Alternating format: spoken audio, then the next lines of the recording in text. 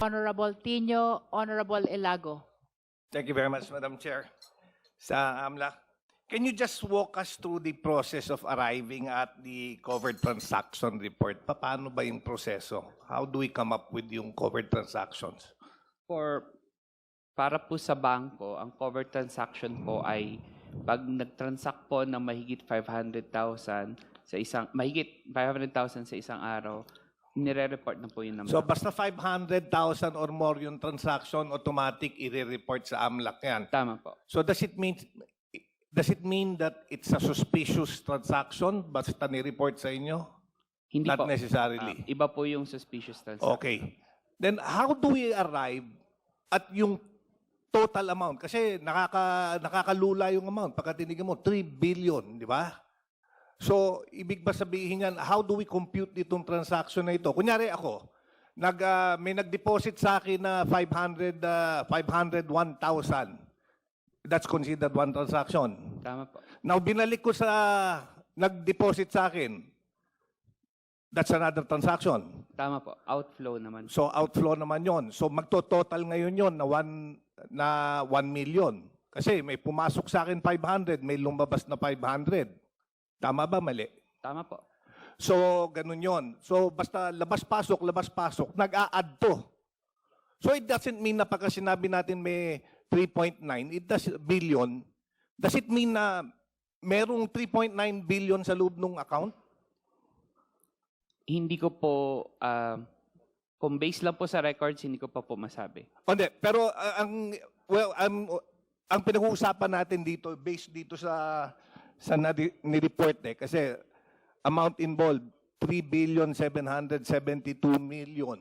Ang tinatanong ko itong 3,772,000,000, this is a total amount ng lumabas, pumasok, ganon. Tama po. Transaction. Kagaya ang sinabi mo, total po ng transaction. Baka nag-deposit sa akin 500, lumabas 500, kinekwenta yon. So every time naglalabas-pasok, nagdadagdag yon. Yung sa theoretical lang po, pero for this case po, hindi ko po masabi yun. Ay, hindi mo masabi. Pero maaaring ganon. Theoretically, posible po yun sinasabi. Oo. Now, I would also like to point out, kasi napansin ko, we started 2005, di ba? Yung report na binigay nyo, 2005 to 2025. Apo. Oh, I just also like to put it on record that an impeachable officer can only be impeached for actions involving her term, during her term as an impeachable officer. So sumobra tayo ng 14 years. But regardless, I just want to point it out. Ang dapat na pagtuunan natin ng pansin actually from 2019 to present. 2022 to present, di ba? Kasi doon lang nagsimula eh. Now babalikan ko nung 2022. Nawala na yung sinulatan ko. Nung 2022, may pumasok sa account niya. Well, yung na-flag ng AMLA, nung 2022, which was the time she was Vice President, 41 million. Yun yung lumabas-pasok sa account. Nung 2023, 4.7 million. Yun yung lumabas-pasok sa account. Nung 2024, 13.4 million. Yun yung lumabas-pasok sa account. Noong 2025, 1 million na lang ang lumabas-pasok sa account. Tama ba? Based doon sa report. I just want to be clarified para lahat tayo clarified dito sa mga numero na ito. Based on records, tama po. Oo. So based from 2022, siguro ang lumabas-pasok sa account niya, 45, 58, 59, mga 60 million in the past, from 2022 to 2026, in the past 4 years. Tama, mali?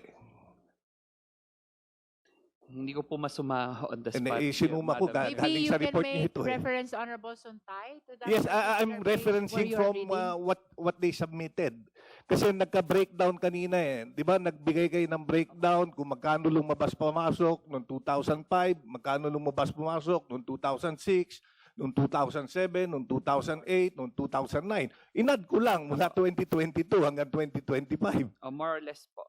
Oo, More or less. mga Apo. ganon. Okay. Thank you very much, Madam Chair. Madam Chair. Thank you. Madam Chair. The Honorable Bishop Abante, and then I called Honorable Tino and then Honorable Ilago. Thank you, Madam Chair. Ako'y natutuwa kay Congressman Suntay kasi sinabi niya nalulula siya sa amount. Ako nahuhulog na eh. Sa amount ha. Grabe ho yung amount. Oo. Ngayon, in line with the questioning of Congressman JJ, gusto ko lang po malaman, yung nire-report po ng mga bangko, sila di ba nagsasabi kung ito ay covered or suspicious transaction? Yung covered po, ang batas po ang nagsasabi kung magkano Oo. ang i-report. So, mahigit 500,000. Okay, alam kong batas. Apo. Pero who determines that? Ang The bangko banks na ba? po. Yung bangko Ang po. bangko? Yung bangko po. Therefore, yung report ng bangko, sinasabi na sa inyo kung covered to o suspicious. Tama po. Tama po yun. Hindi kayo. Hindi po. Okay, yun ang gusto kong malaman. Pangalawa, ang question ko sinabi nyo din na meron tinatawag na time deposit placement na dineposito nila on time deposit. Alam nyo ba kung magkano po yung time deposit placement na yan?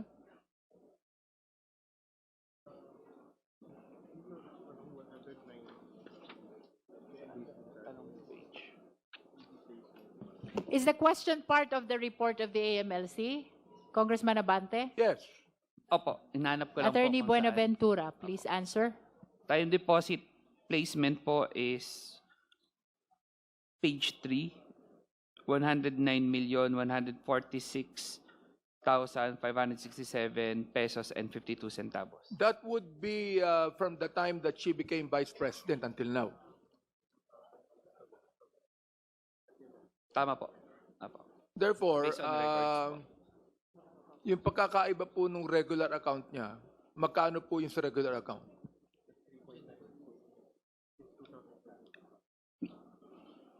Yung regular accounts po, wala po dito na specific na regular accounts, hindi ko po masagot. Meron bang outflow and inflow sa time deposit placements? Meron bang outflow? Transaction? I understand that that is a probing question already, Honorable Abante. With all due respect, please confine to the contents of the Madam report. Chair, maraming salamat. Gusto ko lang humalaman kasi pinag-uusapan yung outflow and inflow ng mga transaction.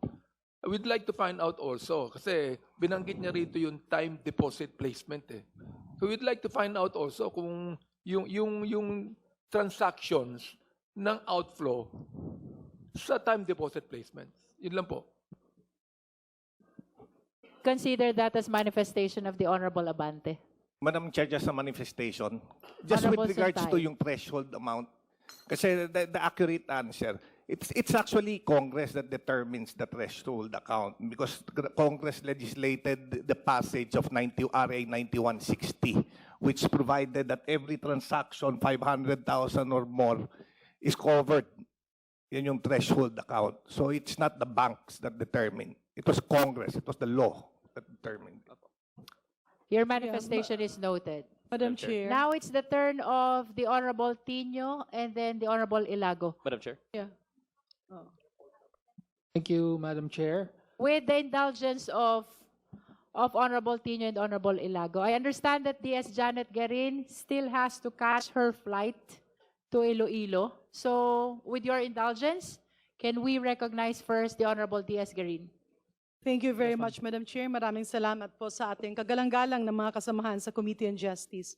Madam Chair, I believe the report of Executive Director Ronel Benaventura was cut short because as earlier, covered transaction reports and suspicious transaction reports were actually presented. In his cover letter, it also mentioned financial intelligence reports. Can the Honorable Executive Director quickly give us a summary of this? Ilan po ang financial intelligence reports and what does this contain based on your Annex B? Madam Chair, the things that I've been discussing are actually the intelligence reports and the investigation reports. The raw, the covered CTRs and STRs are submitted separately. So in that, there's only pure submissions of and details of bank. The one that we have are already processed information. There is an analysis involved. So this already counts as a report on those CTRs and STRs. In other words, Madam Chair, how many intelligence reports do you have in your Annex B?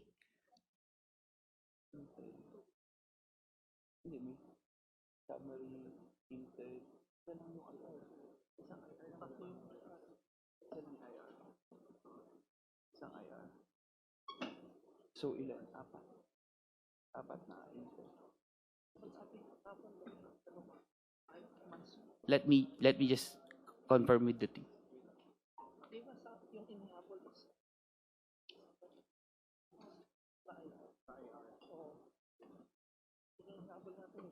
So, limang reports ko may account summary ka.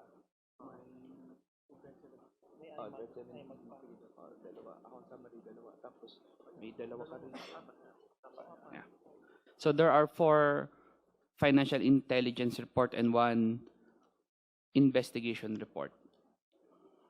Can, Madam Chair, can the Honorable Executive Director give us a brief summary or conclusion on what is contained in these intel reports? Brief statement only.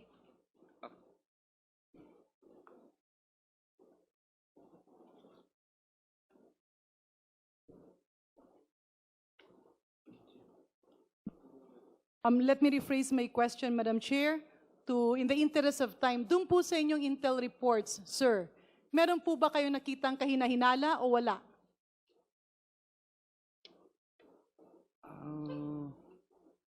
Meron po dahil sobrang laki ng mga transactions. Pero as explained po earlier, ang intelligence report namin is based lang sa database na nakita namin sa mga na-report. So medyo may kalakihan po, based lang po sa report. Perhaps we can confine the answer of Attorney Buenaventura to subject matter of the investigation, brief statement, and then findings in the investigation report. Brief statement also. Teka, ang hirap na.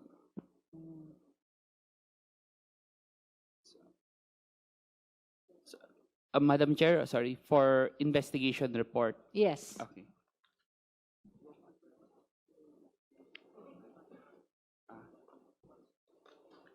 Just a brief statement of the subject matter and then the findings.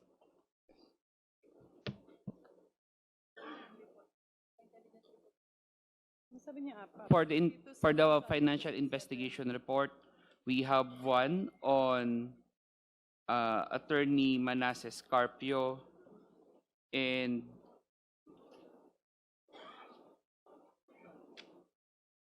it lists down his transactions throughout the years covered by the... So what is your findings? Madam Chair, there is no specific findings indicated that would summarize the So what does transactions. your financial report contain? Observation? Yes. Okay. Can you briefly state the observation of AMLC with respect to the financial investigation?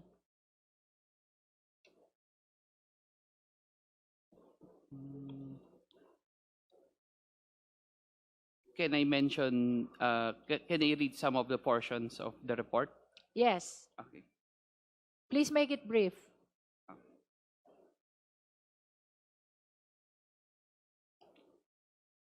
So for The summary of transactions reported for Attorney Carpio is shown below. It's in table form. For purposes of comparison, two time buckets were identified. The first is from 2016 to 2026, which are the years when the Duterte family had national political scene. The other bucket are the years prior to 2016. And the biggest transactions involving Attorney Carpio are the purchase of MCCC-TC debit memo, which account for 86.55% of the total value of his reported covered transactions during the period 2016 to 2022. So, Madam Chair, if I may, pasensya na po, no, sir, in the interest of time, kasi these are voluminous documents that we have just received until now. Doon po sa inyong pagperus o sa inyong mga natanggap na report, ang ibig po ba ninyong sabihin ay merong kahina-hinalang nakita o wala? It's actually a yes or no kung meron or kung wala.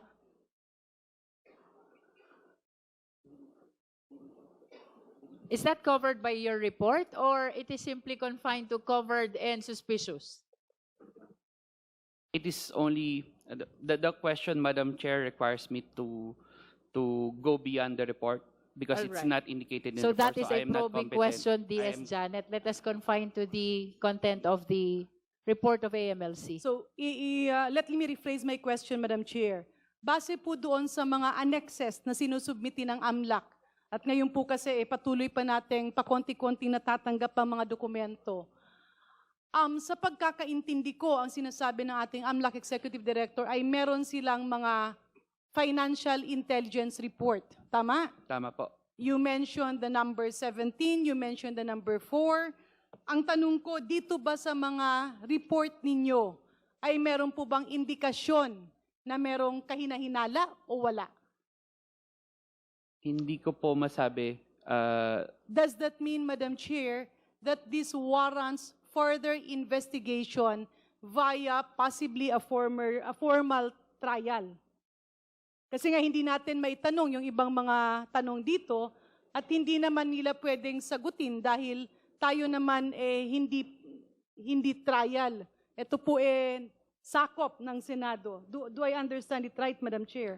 I think for purposes of further proceeding, we can consider the suspicious transactions because in the reporting of suspicious transactions, there are indicators shared and read already by Attorney Buenaventura when a specific transaction, regardless of amount, is considered as suspicious.